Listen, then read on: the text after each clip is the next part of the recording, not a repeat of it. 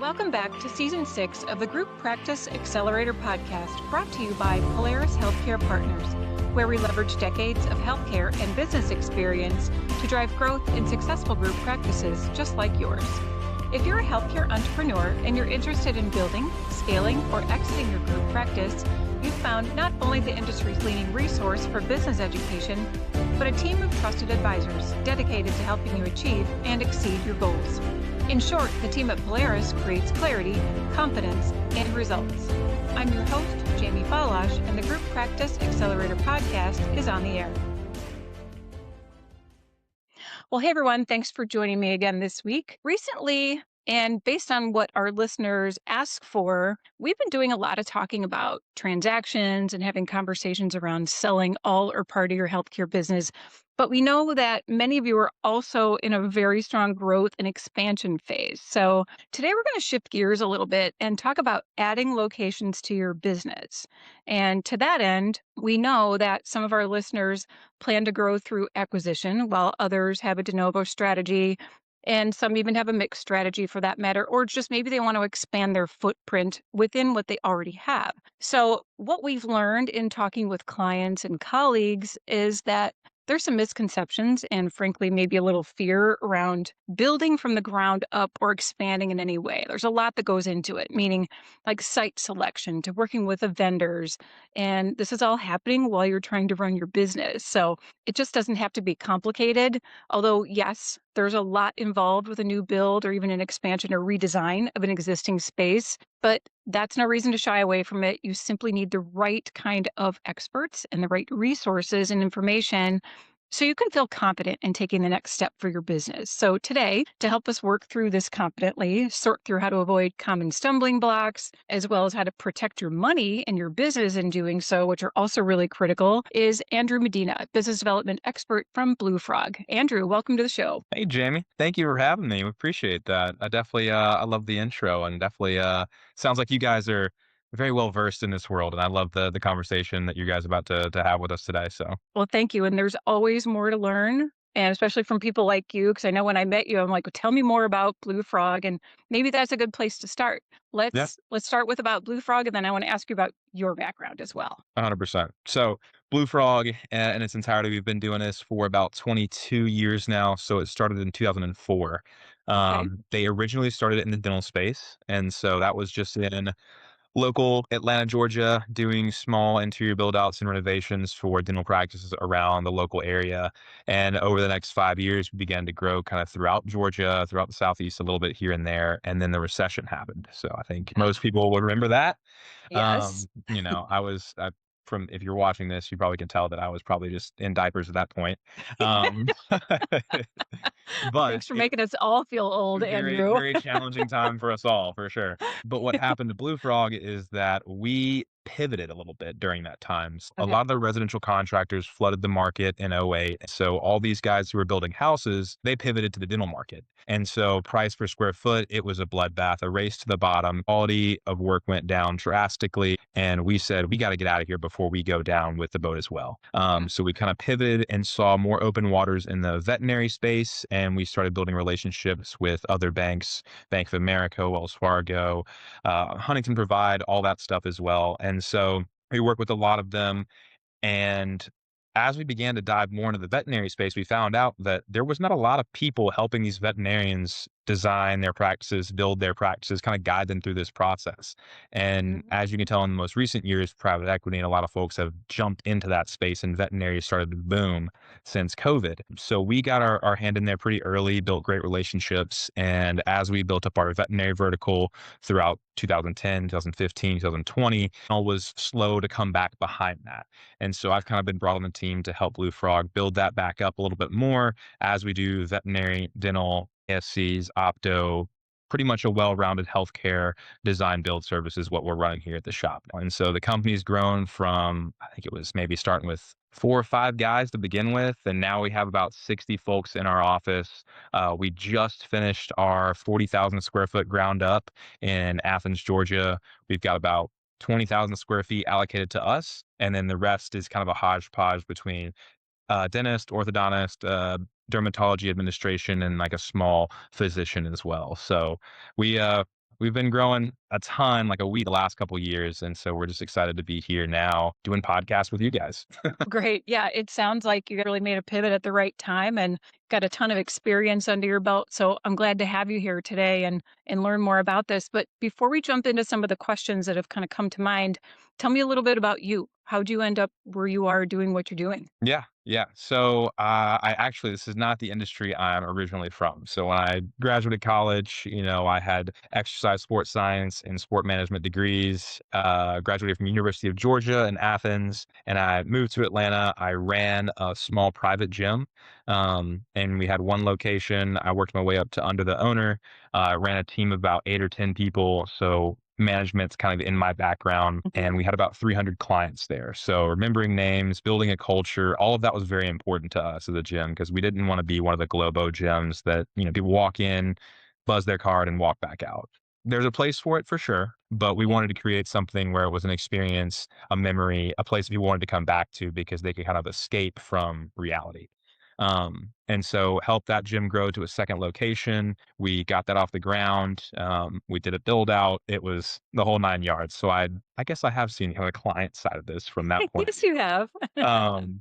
But yeah, I met the owner of this company at that gym. And so we built a relationship over about 2 years, after I'd been there for about 6 years. And I pulled a few men at that gym aside and said, "Hey, what were you guys doing in your like mid to late 20s that helped you get where you are today?" I pretty much interviewed them on the spot. And they were like, "Gosh, I don't know how to answer that question at 5:15 in the morning. I'm about to work out, man." I'm like, "Give me a cup of It's a little coffee first." aggressive. Yeah, and I was like, "All right, cool. Let's go grab coffee." And so met with a couple men, and Mike Rubio, the owner of this company, I met with him for breakfast one day. And he was like, "Hey, I want you to come by the office, meet the team, see what we do, and just go from there." Because he was like, "You've been selling at this gym the last half decade or so, whether you know it or not. The person you are, the conversations you've had, the retention you've been able to keep with the clients on personal training and group fitness, that is sales. And that's the product is this It environment, is. this gym." And for me, I was like, huh, I didn't think of it like that because I honestly hated the sales process of being like, cost this much, 3 to 4 times a week, yada, yada, yada. I was like, if they want to, they'll do it. If they don't, they don't. But I started to realize that there's a little more to it than just a number and sign here. Yeah. So met the team, the culture was great, the people were amazing, the processes were smooth and sharp, and I was like, "This is not where I thought I'd be, but I'm excited to take a chance on this guy because of the culture that he built, because of the company he built, and how well it's ran." And I felt seen, and that was a big part of it. And that's Mhm. exactly what we want to do with clients as we build their practices. Yeah, we're helping one doctor or two doctors, depending on how many there are in the practice, but they go on to grow and help thousands of people, tens of thousands of people, especially with multi-location practices. And it's a bigger vision of, if I can help one doctor, they're going to help thousands in that career. If I can help a 10 location practice grow to 50 in, 5 to 10 years, we're helping tens of thousands of people at that point. And it's just kind of keeping that mindset for me to help stay encouraged in a sales world. So, Yeah, and I think to your point about selling, sales mm, gets a bad reputation. It really for sure. does because so many of us that again found ourselves in healthcare or in dental specifically, and that's not where we planned to go initially. And going back 30 years, did not plan to be here, but you're stuck with me now because I'm not leaving. Sales isn't sales when you are setting someone up for the success you see for them. If you feel like you have to sell it, it's probably not the right thing for your client. And we do try to do that here very adamantly at Mm, Polaris. Like we can see where someone's path is going based on the information they give us. And you try to set them up with the right tools. It's not about selling a service, it's mm, helping someone get from point A to point Z. mhm. And that might change along the way. And one other thing you mentioned is you've got discipline baked into what you do from what I'm hearing from this gym experience. And it's not just the workout part, but it's going down the rabbit hole of how did you get where you're going, that line of questioning. So I really like that Mhm. about what you do and what you bring to the company. And I didn't know this until today. Yeah. You learn So something this is new. fun to learn about you, but it's discipline. Mhm. All the things that you do and the way that you set yourself up, that's discipline, and I can see that you do that for your clients as well. So, Mhm. again, happy to have you, and I have questions. So why don't we Yes, jump into them? please, let's do it. Okay, so my first one is around why should busy dentists not try to manage their own architects, contractors, and vendors themselves? Like, 'cause people just take this on and you can see the overwhelm. Mhm. So it's probably a rhetorical question, but I'd like to hear your perspective on that. Yeah, exactly. I actually just had a call with a doctor after lunch, and they admitted that they had done this, and they felt a little more stressed out and a little more of a headache than they would have had if they kept out of it a little bit more. Not that they're hands off by any means, they're still calling the shots, but I guess a good metaphor is sports background. If you're the quarterback, you don't need to play every other position as well. Good point. So if you're the quarterback, you're handling the ball, you're making the decisions, you're scanning the defense, you're going over the design, you're kind of overviewing the layout, you're making sure these things that are happening in front of you are a-okay and you're still in the green. You get to choose where the ball goes, but you're not throwing it to yourself. You're going to have to trust Mhm. someone else to catch the ball and keep it moving down the field so you can get closer to the end zone. If the quarterback grabbed the ball and ran it every single play because he didn't trust the lineman to block, he didn't trust the running back to run it, he didn't trust the receiver to catch it, at that point, it becomes very challenging, and the doctor or the quarterback in this analogy takes on a lot more stress than need be. And we are the experts in what we do for a reason. Doctors go to school to get doctorates, and they know what they're doing very well. I'm not going to try and take my kid and give him braces at home because I think I can save a few bucks there. Yeah, I'm going to don't say, do that. that's over my head. I'm going to take you to the dentist. Here you go, doc. Just tell me where to sign because that's less headache and less pain for me and for my kid at that point. And so Yeah. that, in short, is why I would say it's a lot easier to build a relationship with a company that does this for a living and has people who've seen a thing or two throughout the last 20 years or so of how these projects lay out. You can 100% call me, your project manager, superintendent who's overseeing the project, and have a conversation, ask questions. But if you're going to the site every single day, if you're trying to bypass the superintendent to ask the painter, hey, what's going on? You're Mhm. probably going to find out some information and things that are going to stress you out and concern you because you you wouldn't want to walk in on a mechanic who's pulling the engine out of your car while you're getting your car serviced because you're like, oh my gosh, my car exploded. What did you do to it? And Yeah. it's going to start a whole rabbit hole of problems that you don't need. But if you trust the mechanic to do his job, he's going to return it in one piece and it's going to work Yeah. great. Well, and that's the biggest thing I want to stress here is that working with experts takes you out of the position of being micromanager. And I say that because I know Mhm. what it's like to be one because when you get passionate about something, you want to get your hand in every aspect of it. When really the best thing to do is to sit back and rely on your experts. That doesn't mean, like you said, hands off.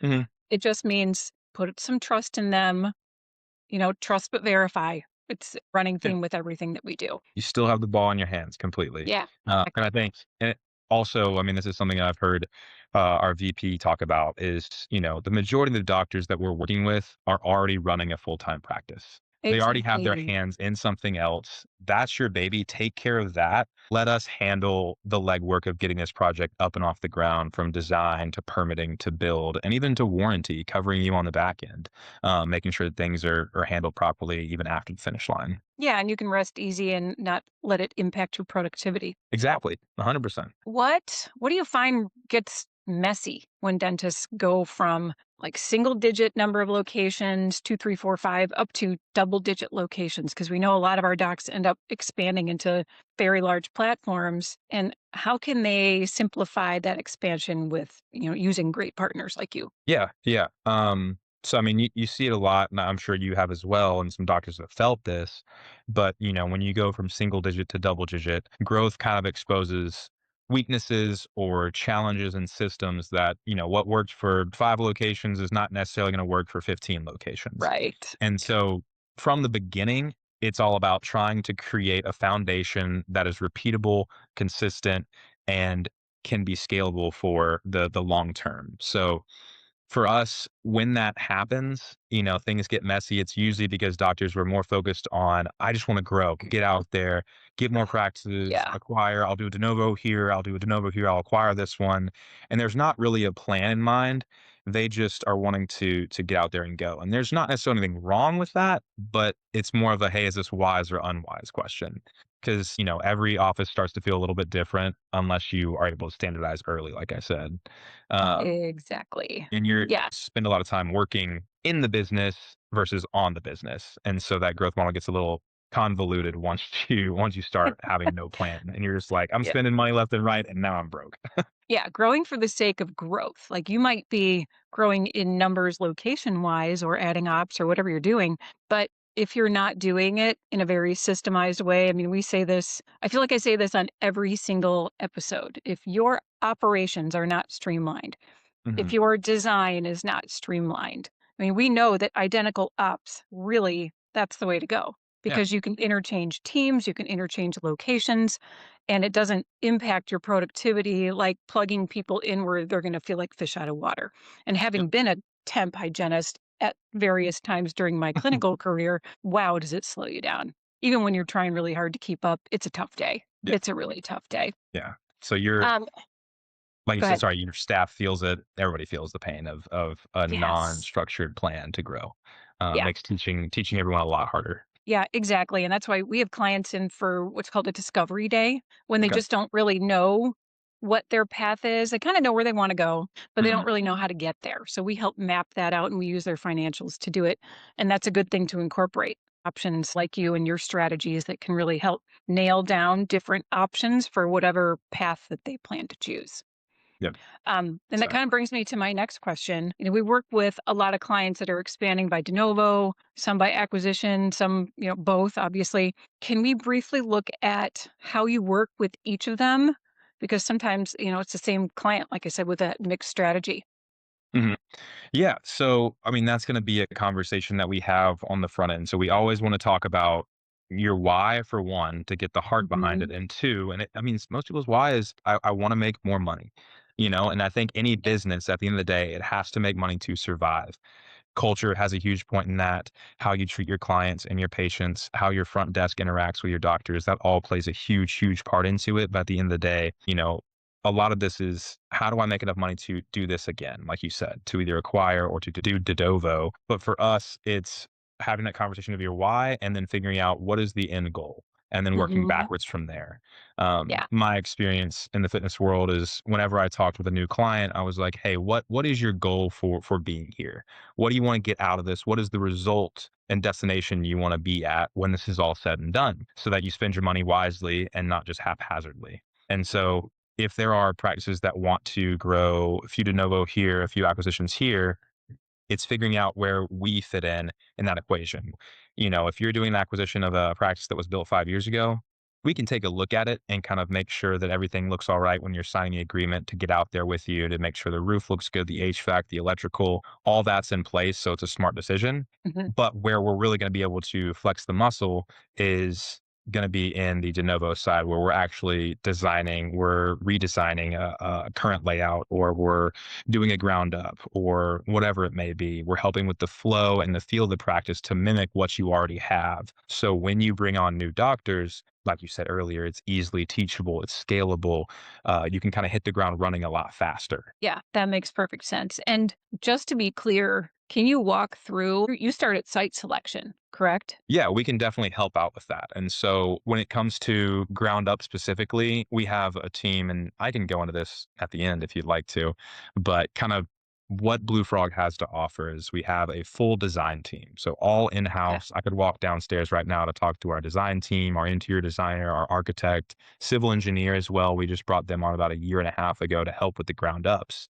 So when it comes to site selection, before they even purchase the land, we can do what's called a feasibility study. Hmm. And our civil engineer will get in contact with the city, help with zoning, make sure if there's anything that needs to be annexed. We just find out a slew of information about this piece of property that, hey, is this even feasible for you to take a step forward with building your project here? Or are you about to drop $1 million, couple $100,000 or more on this plot of land that you can't even use for what you want? Oh, So okay. that takes away a lot of the question marks in the process for the doctors early on, and we're able to help them get that squared away. Step one. Then when they purchase the land, we jump into what it looks like for a test fit, a budget estimate, kind of getting the numbers in line, the flow, the practice in line. And then if all that looks good, we go into signing and design. Okay. Yeah, sorry if I jumped ahead a little bit. I was thinking like site selection, design, permitting, construction, and you guys cover all of that. I know you Exactly. you probably had this at a different section to talk about, but it jumped into my brain and I went down the rabbit hole. Yeah. So No, no, it's perfect. so now I'm curious, what are some of the biggest mistakes that group owners make when they're building or expanding? Because I think there's a lot of room for that when you're not working with the right people. And most importantly, how do you avoid losing time and money? Because you just, brought that up. That just kind of popped into my head. Yeah. Yeah. I would say when most people are starting out like earlier on, obviously, if you've built 10, 15, 20 practices, you probably got a good feel on what works best for you because you felt the pain of the Mhm. mistakes you've made in the past.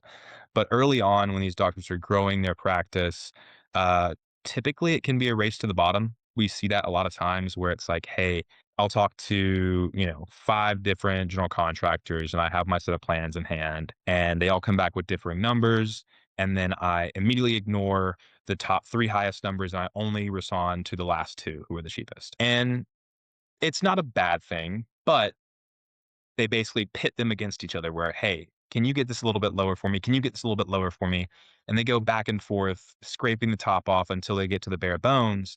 And now what you have designed and what they're pricing aren't even the same thing. And that's when a really big problem happens on construction. You get out there and change orders start flying. And yeah, that's never a fun thing for the doctor because you get delays, you start spending money you didn't expect. You thought it costed this amount, now it's this amount. Um, and those delays are also costing you money. That's not the price anymore. That's the cost of losing time on a construction site because we were trying to get this as cheap as possible. And I don't think any group or doctor would give their services away for as cheap as a client would want it. You know, No, no, it's I like, can't no, this imagine is this conversation. You're going in for a root canal or a crown. You're like, let's negotiate. Let me pit some offices. Can you yeah, imagine? like, how about No. $200 for the set of braces, a root canal, and some teeth whitening? Sound good? And Yeah. it's like, no. And if you want something for $200, here's what I can give you, but that's it. And so you just kind of have to remind them that, your services aren't cheap as dirt. Neither is building the entire healthcare practice or helping it grow. And because it's so complex, just like their work, it's going to come at a reasonable cost or even sometimes a premium, especially with design build, because you're getting a one-stop shop. You're under one umbrella. You have one point of contact and it takes all the cooks out of the kitchen. Where now we have chef, I don't do the architect designing or the building, but let's say Chef Andrew is behind the kitchen and he's kind of commanding everyone to kind of do what they need to do. Um, and that's great. But once you add three cooks in the back and they're pointing in different directions, the Nope. subcontractors, the project managers, they're like, I don't know what to do. And now there's delays again. Now there's change orders. Now there's costs again. And so it just helps things flow a little bit easier when you take all the cooks out of the kitchen, have one point of contact, and use that design builder to walk you through the entire process. Yeah, agree. You've got to rely on the experts. This is not the time to bargain shop, while at the same time, you should examine the numbers. Yeah. You should make sure that this aligns with your budget. And maybe that means you make changes where your equipment comes in. Maybe you're making changes on certain design elements to help you fine tune to get what you need, but you want to work with the right experts who know what they're doing and have experience.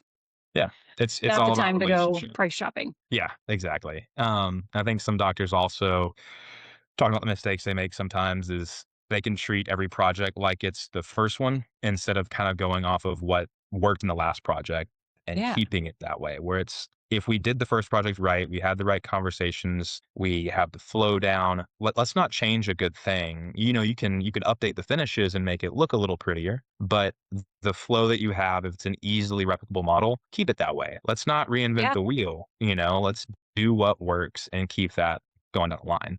But sometimes they get to a different project and want to change everything about it. And it's like, Mhm. that may not be the best idea, but, you know, No, that's a really big workflow disruption. So, unless you're going to make a change that's a big change overall for the betterment of your entire business and you're going to replicate throughout, which of course could be costly, Mhm. changing it every single time for the sake of changing it and doing something new doesn't make sense to me as a clinician sitting in the operatory.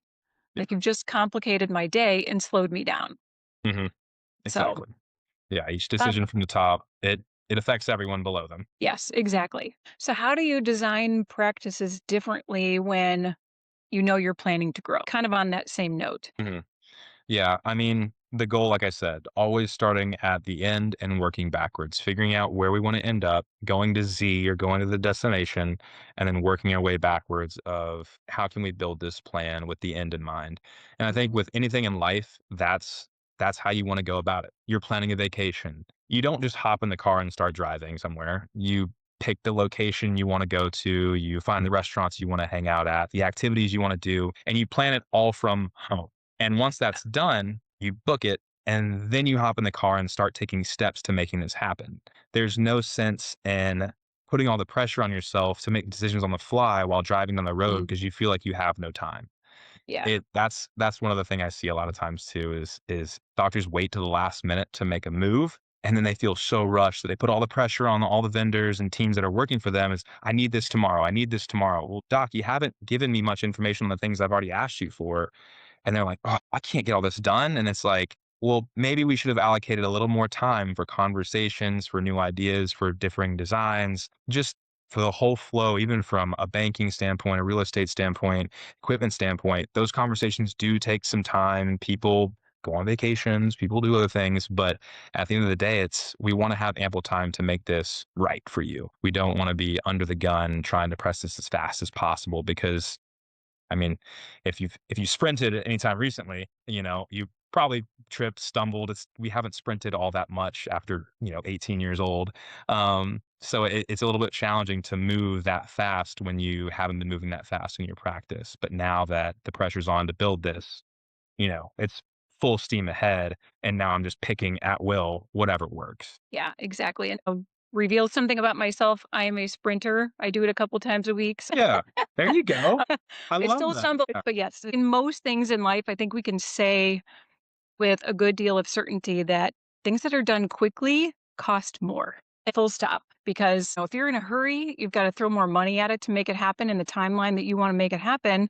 And it's just not the sensible way to go about things. You really have to make the time, set it up properly, think about your end in mind. If you've listened to this podcast before, our listeners know that's another theme on just about every episode, starting with the end in mind. And I love that that's your philosophy too. Yeah, exactly. Yeah. So, when you take an honest look at when design build is not the right fit. Like, what are the biggest screw ups that you see during design and the construction phase and how that was dealt with?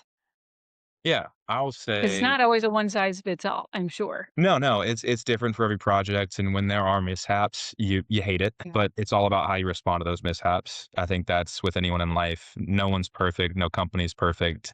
It's all about how you step in, get in the mud with them, and figure out a solution for them. So we definitely have had our fair share of mistakes. Any company that says they're perfect or that they're going to make sure that every project goes smoothly, it I wouldn't trust them. That's fair. We do, yeah. But for us, when there's mistakes in, let's say, the design stage, and they don't get found out until construction. Let's say there's some med gas piping that was missed, dimensions were off in a operatory. There was not enough space for this piece of equipment, and it points back to our design team. That's Mhm. where we step up to the plate and say, "Hey, doc, you're not getting a change order for that. That's something that we messed up on in design. We're the architect. We're going to own that. Put the hand up confidently. We're not going to give you a change order. We're going to fix that. That's coming out of our pocket." That has been normal for me because that's how Blue Frog has done this. I have Yeah. come to learn the last half decade that GCs don't care whose mistake it was. If they're doing extra work that's not on the plans, they are going to change order you. And I hate that because it doesn't make sense. If No. that's a mistake for the design team, if we're the ones that designed it, then we're going to have to front the cost for that because that's our mistake. We're not afraid to take ownership. So that's happened on a few projects before where we were like, man, this got missed. It got slipped in design. Not sure how it happened, but you're not going to feel the financial pain point of that. We're going to make sure we fix this for you ASAP, get you back on schedule, and get you in there as soon as possible. Other things that can happen is just miscommunication on site, on job sites. Because like you said, if doctors start poking their head around asking subcontractors what to do, maybe the doctor skips past the superintendent who's on site and bypasses the project manager and says, hey, Mr. Painter, can you actually do this, this, and this while you're here? Or, hey, framer, don't forget to do this over here. Or, hey, electrician, I need something ran over here. If we don't know about that and the electrician does that, he's going to expect some money for that work. Well, yeah. And then he comes at us like we're supposed to be paying. We're like, we didn't hear about this. I don't know where that came from. And so that's a whole thing where there's a lot of confusion, loss of communication, and things were handled improperly. The chain of order, chain of command was bypassed. And now we're in a problem that we're not even sure where it came from until we have those conversations and find out that, oh, the doctor was playing quarterback and tight end and receiver and defense. And it's like, we don't need that. All it has to be is an easy email, text, call, communicate first, have that back and forth. And usually a lot of these problems can be avoided, especially when you have those conversations in design. Yeah. Too many cooks in the kitchen. Coming back to that analogy and the sports analogy make perfect sense to me. You can't catch the ball that you just threw. Yeah, 100%. And Yeah. yeah, outside of that, like that speaks to a lot of trust and communication. But I will say the projects that I've done sometimes where we're just the GC, so we can kind of a la carte ourselves. So speaking to some of the groups that have designers on their team already and they're getting their floor plan and layout put together, their construction stands done, and they're just needing to bid this out. Sometimes we'll see quasi full sets of plans where Yeah. we've got the information, but the finished schedule is missing. So when we Oh, send this out for pricing, it's like, great, we got a couple RFIs on what we need. RFIs are requests for information. And these subcontractors or trade partners are asking, hey, like, I don't have all the information here. I can just give an allowance for you guys. Does that work? And we're like, sure, they didn't give us anything else. This is all we have right now. yeah. So when that comes back in, we have an allowance. We try to make it, enough to have them covered, but it's not a guarantee. That's not their hard quote. That's an estimate or an allowance. Mm. Then when you get on the job site and the architect is like, okay, hey, time to make these decisions for the finishes here, the paint here, what we're going to mark up here. The subcontractor and trade partner is not going to see that as, oh, they chose something that was a little less expensive. I'll go ahead and bring my cost down. No. They're going to see that second round of questioning as this is an opportunity to make money here. So it either always is going to stay the same price or go up. So if we don't get a fully executed set of plans that has the finished schedule and everything involved in it where they did their due diligence and design, and we price that out, then we're definitely going to have increases in price in construction. There's going to be change orders if those plans are not fully executed. And that's what our team does a great job at. And I appreciate is when we do design build, I can confidently know that when those get sent out for pricing, those numbers that come back, that's a true quote with everything accounted for. That's great. And honestly, that transparency is what protects our clients' money. At the Oh, end yeah. of the day, that's how you earn trust, and your accountability is evidence. Mm. You've baked that into the process, and we love that you think like we do, but still, you're bringing something so fresh to the table for clients where maybe they haven't thought of these different avenues before. We've got the same kind of strategy, but Mhm. let's incorporate some different ideas into this. And I think you've got a wonderful take on what's possible within your growth plans, really. So, Andrew, thank you so much for being here today. We appreciate your time and all the info and resources. What's the best way to get in touch with you? Either email or phone number. I definitely can shoot that over. Yeah, I will actually add that information to the show notes. That way you can get in touch with Andrew easily. And to our audience, we love the questions that you send us. So keep them coming, and we'll keep delivering the content that you ask us for. As always, if you want to learn about any of our Polaris expert advisory services, or maybe there's a topic that we haven't covered yet that you'd like to hear about, you can send us an email to info@polarishealthcarepartners.com, and be sure to visit our website at polarishealthcarepartners.com, where you find weekly articles to grow and support your healthcare business, along with access to all of our podcast episodes, events, and a whole lot more. Thanks so much for being a loyal listener and subscriber. If you enjoyed today's episode, please share it with a colleague, and be sure to leave us a rating on any of your favorite podcast platforms. We'll see you on the next episode of the Group Practice Accelerator Podcast.